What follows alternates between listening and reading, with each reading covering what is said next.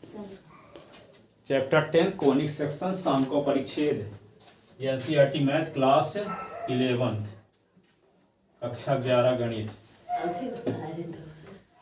सांको क्या बोले हैं? सर हम नहीं बताए नहीं बोले।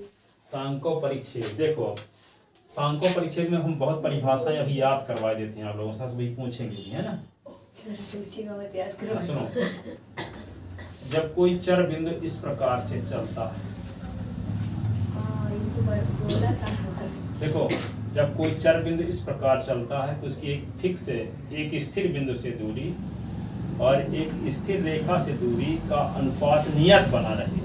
जैसे मान लो पी बिंदु चलता है, स्थिर रहता नहीं है, वे इस प्रकार चलता है कि पी की यह से दूरी निकाली जाए और पी की एक रेखा से दूरी निकाली जाए, पी एम, ठीक है। जब मान लो पी से एस तक की दूरी है मान लो 5 और पी से एम तक की दूरी है क्या 10, अनुपात क्या होगा 1/2 ना।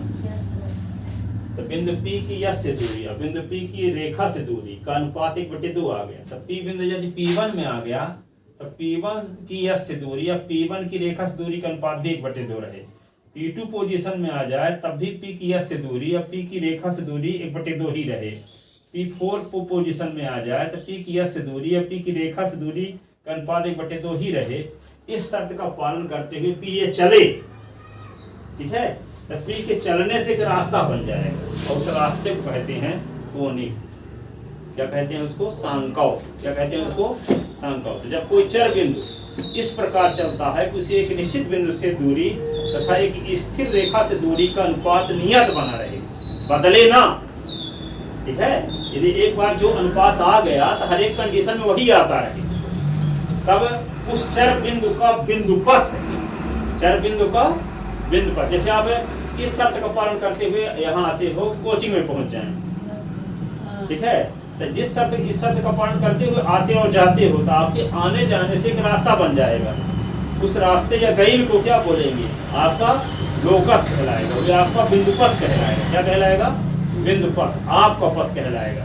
तो जिस रास्ते से बिंदु आता जाता है उस रास्ते को क्या कहेंगे? बिंदुपथ, ठीक है। जब कोई चर बिंदु इस प्रकार से चलता है, उसकी एक स्थिर बिंदु से दूरी, एक स्थिर बिंदु से दूरी, एक स्थिर रेखा से दूरी का अनुपात नियत बना रहे, तब उस चर बिंदु के बिंदुपथ को क्या कहते हैं? सांकव।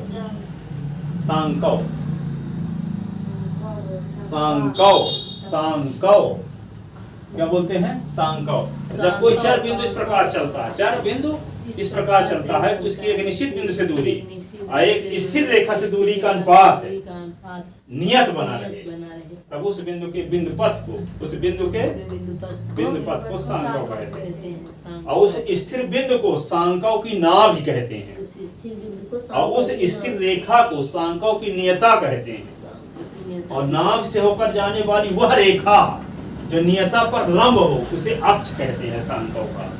और सांकव का अक्ष, सांकव को जहां काटता है उसे शीर्ष कहते हैं। और सांकव में स्थित किसी बिंदु की नाभ से दूरी और नियता से दूरी का अनुपात उत्केंद्रता कहलाता है। क्या कहलाता है? उत्केंद्रता। क्या कहलाता है? उत्केंद्रता। और नाभ से होकर जाने वाली वह रेखा जो अक्ष पर लंब हो, नाभ से होकर जाने वाली वह रेखा जो अक्ष पर लंब हो उसे नाभिलंब कहते हैं।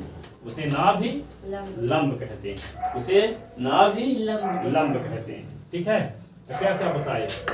जब कोई चर बिंदु इस प्रकार चलता है कि उसकी एक स्थिर बिंदु से दूरी, ठीक है, एक निश्चित बिंदु से दूरी और एक स्थिर रेखा से दूरी का अनुपात नियत बना रहे, तब उस बिंदु के बिंदुपथ को सांकव कहते हैं, ठीक है। और निश्चित बिंदु को सांकव की नाभ कहते हैं, स्थिर रेखा को सांकव की नियता कहते हैं। नाभ से होकर जाने वाली वह रेखा जो नियता पर लंब हो उसे अक्ष कहते हैं, ठीक है। सांकव को अक्ष, सांकव को जहां काटता है उसे शीर्ष कहते हैं, शीर्ष कहते हैं, ठीक है। और नाभ से होकर जाने वाली वह रेखा जो अक्ष पर लंब हो नाभिलंब कहते हैं, नाभिलंब कहते हैं। सांकव में स्थित किसी बिंदु की, सांकों में स्थित किसी बिंदु की नाभ से दूरी और नेता से दूरी का अनुपात उत्केंद्रता कहलाती है। इसको ई से दर्शाने की परंपरा है। यदि ई की वैल्यू शून्य आती है, ई की वैल्यू शून्य आती है तो सांख्यों का नाम वृत्त है। ई की वैल्यू 1 आती है तो सांख्यों का नाम परवलय है। ई का मान 1 से कम आता है तो सांख्यों का नाम दीर्घवृत्त है। ई का मान 1 से अधिक आता है तो सांख्यों का नाम अतिपरवलय है। और ई का मान √2 आता है तो सांख्यों का नाम समकोणिक अतिपरवलय है। समकोणिक अतिपरवलय, ठीक है। ई का मान 0 है तो वृत्त, ई का मान 1 आए तो परवलय, ई का मान 1 से छोटा हो तो दीर्घवृत्त, ई का मान 1 से बड़ा हो तो अतिपरवलय, ई का मान √2 हो तो समकोणिक अतिपरवलय। समकोणिक अतिपरवलय समझ में आया। तो जब कोई चर बिंदु इस प्रकार चलता है कि एक निश्चित बिंदु से दूरी और एक स्थिर रेखा से दूरी का अनुपात नियत बना रहे, तब उस बिंदु के बिंदुपथ को सांख्यों कहते हैं। ठीक है, निश्चित बिंदु को सांख्यों की नाभ कहते हैं, स्थिर रेखा को सांख्यों की नियता कहते हैं। नाभ से होकर जाने वाली वह रेखा जो नियता पर लंब हो उसे सांख्यों का अक्ष कहते हैं। सांख्यों का अक्ष सांख्यों को जहां काटता है उसे शीर्ष कहते हैं। नाभ से होकर जाने वाली वह रेखा जो अक्ष पर लंब हो उसे नाभिलंब कहते हैं। और सांख्यों में स्थित किसी बिंदु की नाभ से दूरी और नियता से दूरी का अनुपात उत्केंद्रता कहलाता है। उत्केंद्रता को ई से दर्शाने की परंपरा है। यदि ई का मान 0 हो तो सांख्यों का नाम परवलय वृत्त है। ई का मान 0 हो तो सांख्यों का नाम वृत्त है। मान 1 हो तो सांख्यों का नाम परवलय है। आई का मान 1 से छोटा हो तो सांख्यों का नाम दीर्घवृत्त है। आई का मान 1 से बड़ा हो तो सांख्यों का नाम अतिपरवलय है। और ई का मान √2 हो तो समकोणिक अतिपरवलय है। समकोणिक अतिपरवलय लिखो। समझ में आया ना। जब कोई चर बिंदु इस प्रकार चलता है, लिखे हाँ, जब कोई चर बिंदु इस प्रकार चलता है कि उसकी निश्चित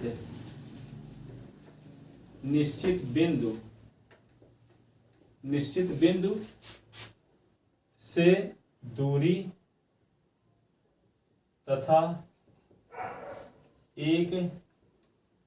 तथा एक स्थिर रेखा से दूरी का अनुपात नियत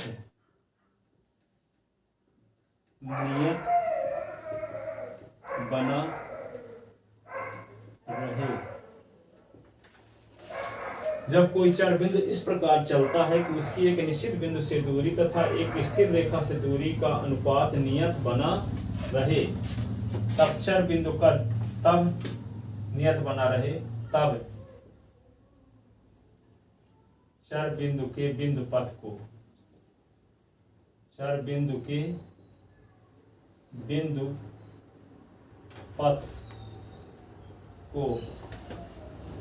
सांख्यों कहते हैं। ठीक है, सांख्यों कहते हैं। नंबर 1 नाम डालो। नंबर 2, निश्चित बिंदु को सांख्यों की नाभ कहते हैं। निश्चित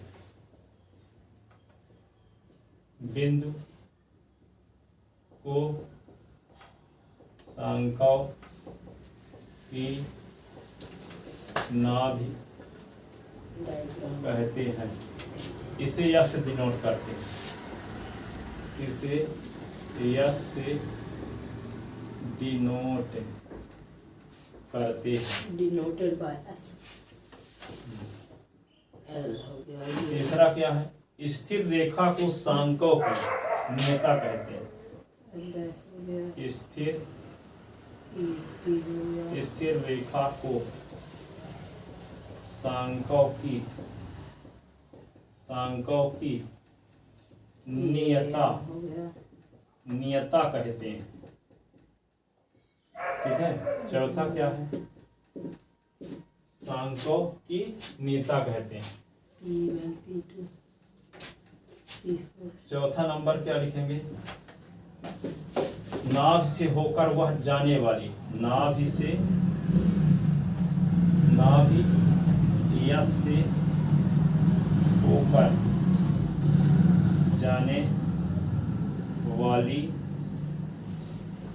सरल रेखा। सांको की नाभ के हाँ, नाभ यश से होकर जाने वाली वह सरल रेखा जो नियता पर लंब हो, जो नियता पर लंब हो,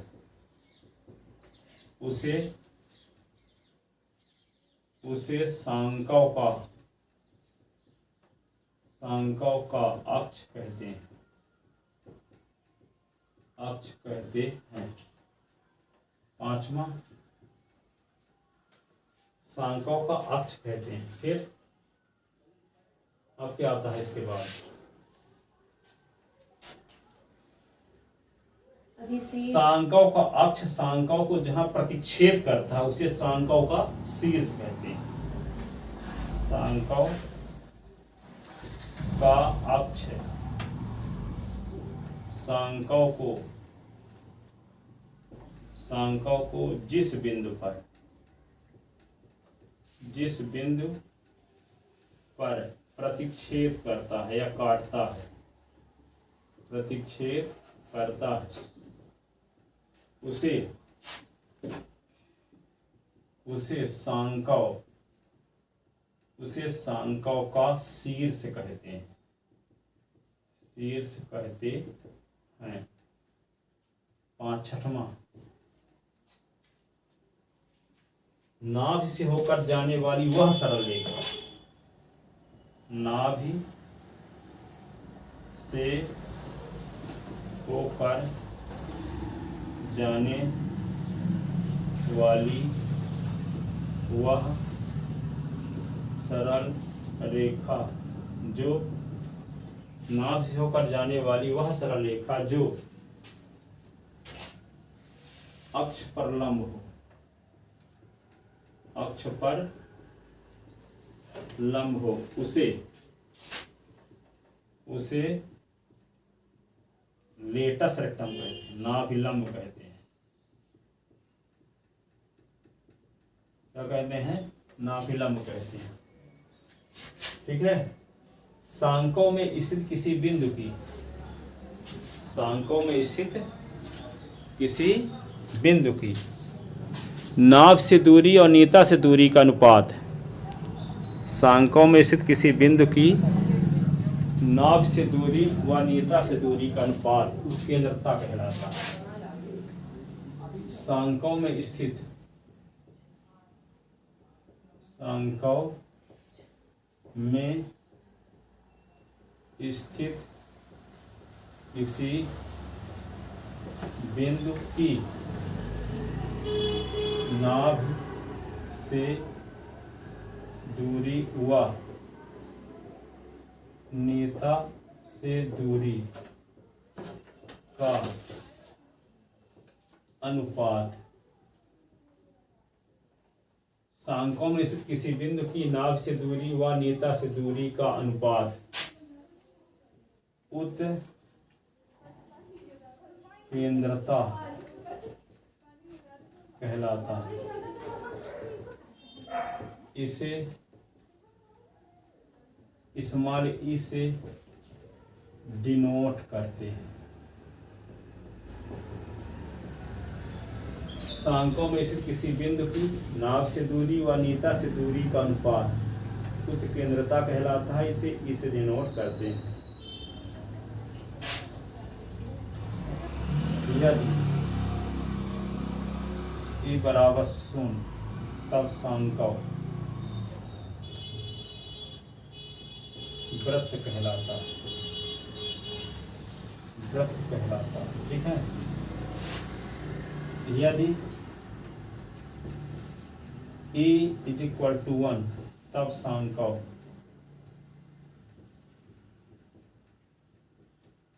सांकव परवलय कहलाता है। परवलय कहलाता है। 10 नंबर, यदि E > 1 तब सांकव दीर्घ वृत्त कहलाता है। ठीक है। 11, यदि इज ग्रेटर देन 1 तब सांको अति परवलय कहलाता है। ठीक है, यदि इज इक्वल टू √2 तब सांको समकोणिक अति परवलय, तब सांको समकोणिक अति परवलय कहलाता है।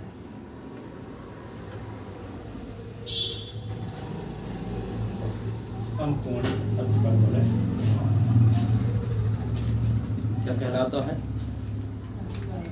समकोणिक अति परवलय कहलाता है। अब जब ई का मान 0 हो तो सांको वृत्त कहलाता है। इस पर कल चर्चा करेंगे। 10.1 एक्सरसाइज।